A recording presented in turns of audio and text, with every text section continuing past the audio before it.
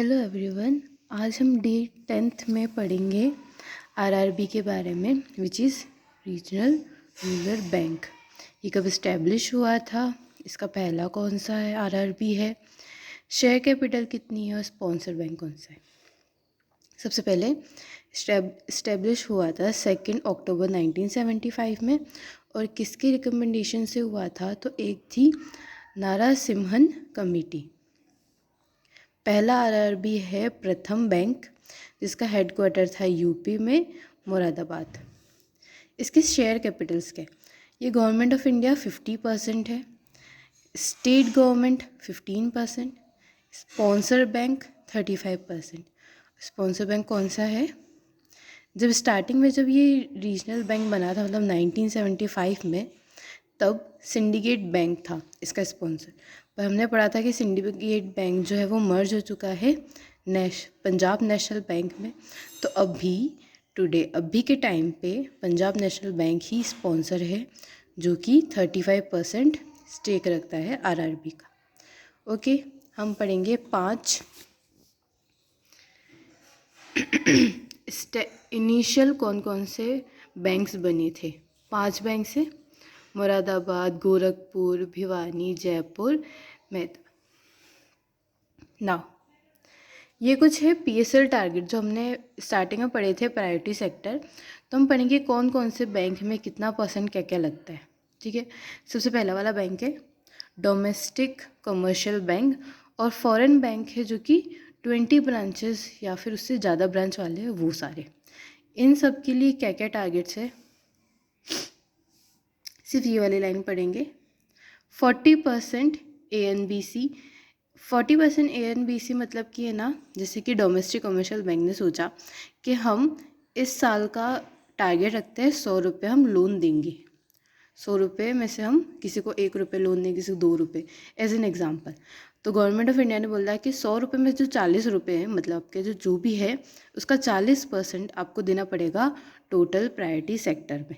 अब 40% को भी डिस्ट्रीब्यूट कर रखा है। 18% उसमें से एग्रीकल्चर होना चाहिए, 7.5% माइक्रो इंटरप्राइजेज, और 12% होना चाहिए वीक सेक्शन के लिए। ठीक है, वीकर सेक्शन के लिए। तो 18, 12, 7.5, अभी भी कुछ % बच रहा है तो अदर सेक्टर्स के लिए। ठीक है, now foreign bank with less than 20 banks. अब ऐसे फॉरेन बैंक है जिनकी ब्रांचेस 20 से कम है, इसके लिए भी सेम टारगेट है 40%। पर इसके अंदर ये है कि आप 32% तो एक्सपोर्ट में डालोगे और 8% अदर में। इसके अंदर एग्रीकल्चर ये सारे नहीं है, सिर्फ इसमें ये। नाउ आरआरबी जो भी हमने पढ़ा, इसके अंदर एक्सपोर्ट के प्रायोरिटी सेक्टर नहीं आते, इसके अंदर आप एक्सपोर्ट का नहीं डाल सकते। इसके अंदर 75, अगर आप 100 रुपये लोन देना चाहोगे तो उसमें 75% आपको प्रायोरिटी सेक्टर को ही लोन देना पड़ेगा। सेम 18% एग्रीकल्चर वालों को, उसमें से 10% है MSF को और बाकी 8% others. 7.5 micro enterprises, 15% weaker section.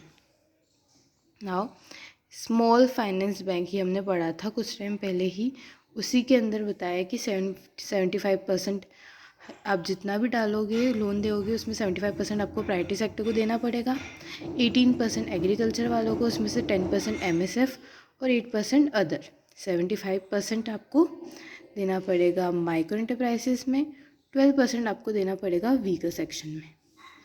अब नाउ अभी जो हमने ANBC पढ़ा उसका मतलब होता है एडजस्ट नेट बैंकिंग क्रेडिट।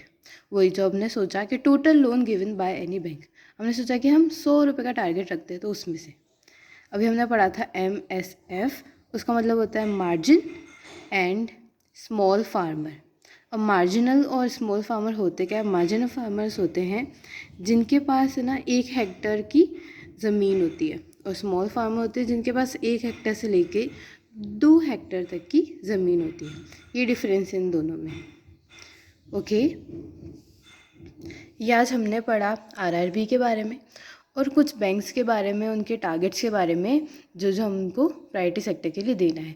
जैसे सिंपल शब्दों में दिया जाए कि बैंक ने सोचा कि हम 10 रुपये लोन देंगे तो उसमें से हमको 4 रुपये उनको देने पड़ेंगे प्रायोरिटी सेक्टर वालों को।